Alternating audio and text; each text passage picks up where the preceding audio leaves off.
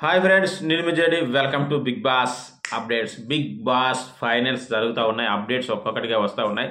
First three కాదు, last 3 అంటే bottom నుంచి 3 ఈరోజు జరుగుతూ ఉంది షూటింగ్.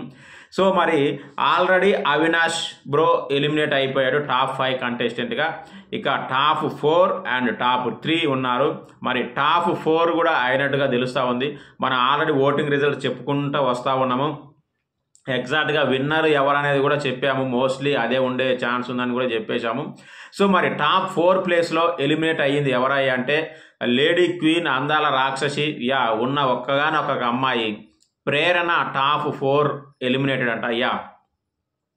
సో ప్రేరణ కంప్లీట్గా ఎలిమినేట్ అయిపోయింది, అంటే టాప్ 4 ప్లేస్ దక్కింది. ఎనీవే చాలా గ్రేట్. టాప్ 5లో ఉండి టాప్ 4గా ఎలిమినేట్ అయింది. ఆమె కంటే ముందు అవినాష్ అని ఎలిమినేట్ అయ్యాడు.